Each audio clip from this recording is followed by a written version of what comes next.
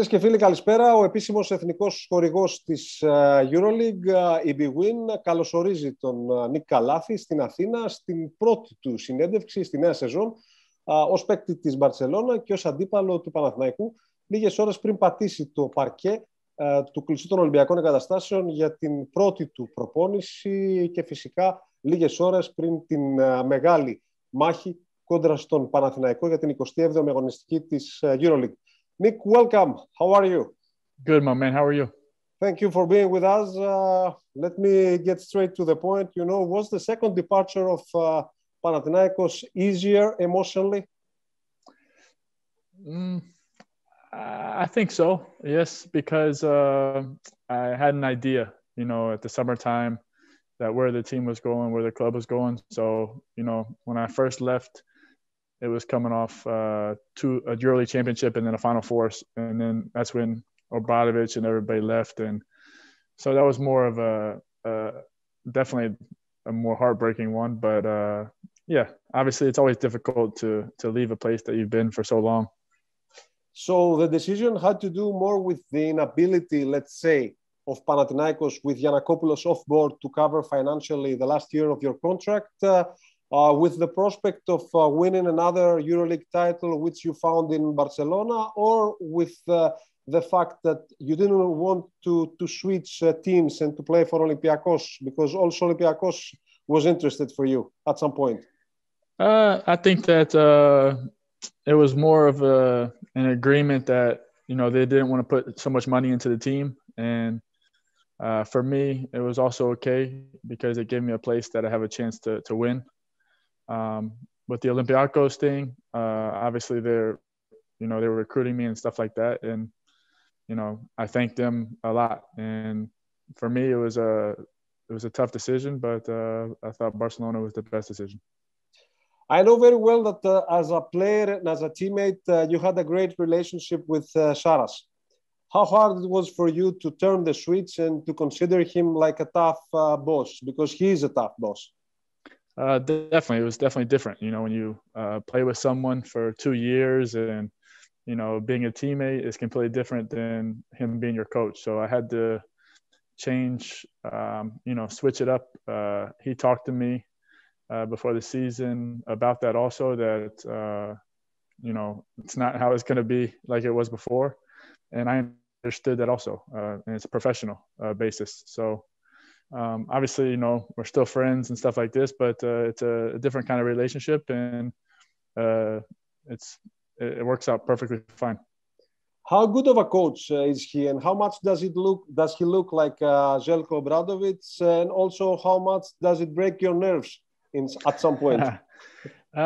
You know, he's definitely energetic, passionate coach.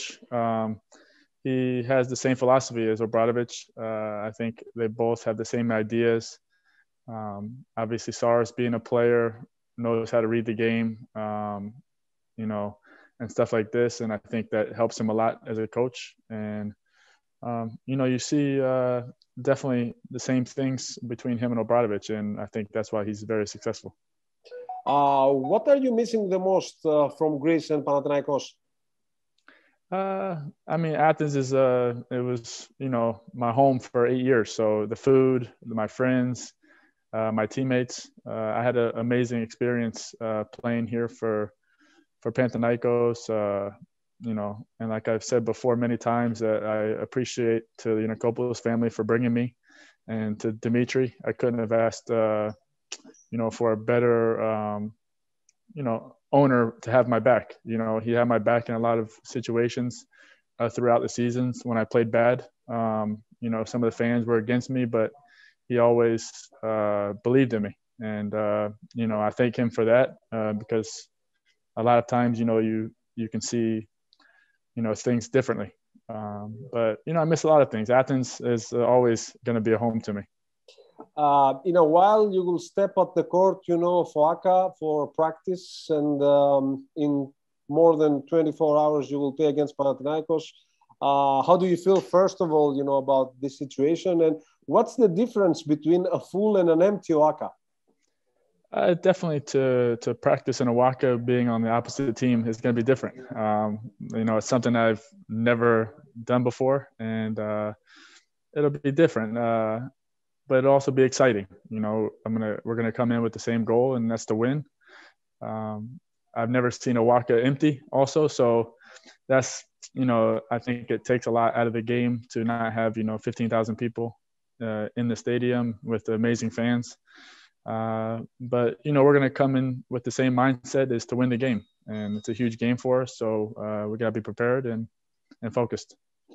How did you receive the acquisition of Mario Hezonja, and how did you feel seeing the reception at the airport that reminded all of us the way Saras was treated back in 2007 when he came to Panathinaikos, and how this whole thing, also was received in your locker room, in the conversation with your guys? I think everyone in the world knows that, Panathinaikos is some of the best fans, or the best fans in the world. And, all the guys were like, man, did you see that crazy thing in the airport, and all this? And I said, some NBA players also. I said, it's normal. You know what I mean? I said, for Panathinaikos fans, win a championship, and then you see 25,000 outside the arena. So for me, I understood it, but everyone else was so surprised. And but people who understand the basketball of Panathinaikos, and it's a religion to them, and it's exciting for them to bring a player like Mario. I think he's a very good guy to bring in to help them, and the fans showed how happy they were. As a person with a great history and great tradition, in Panathinaikos, how do you see so far Frankie Albertis and Dimitris Diamantidis in the general manager position, especially this year, which is a transition period, for the club after Giannakopoulos' decision to stop putting money, in the team? I think for every club, I've said it before, for every club, you need a player. You need a player that's played in the team. And to have the two best players to ever do it behind the club, I think it's the best thing they could have done. And you have two great guys that want to win and know how to win. So like you said, it's the first year. It's something that they're getting used to. And I can only see better things in the future. Barcelona seems to be your destiny. You eliminated the team of Barcelona to play in the Final Four back in 2011 and win your first and only EuroLeague in Barcelona, in the city. And now your next chance to chase the Holy Grail is with the Barca's jersey. It's crazy how things happen, how things come full circle. Like you said, you win a title against Barcelona in the top 8 in Barcelona, and then you play for him. You play with Saras as a player, and you play for him as a coach. So it's funny how basketball works. We have a very good team. I think if we get better and better, we can have a chance to do something special. But it's a lot more basketball left, and we need to keep improving. Last but not least, Kalάθης in at the pre-Olympic tournament of Victoria in Canada? 100%. Yes, 100%. God willing, if I'm healthy. Okay, man. Thanks a lot. Looking forward to seeing you tomorrow. Take care, I appreciate it.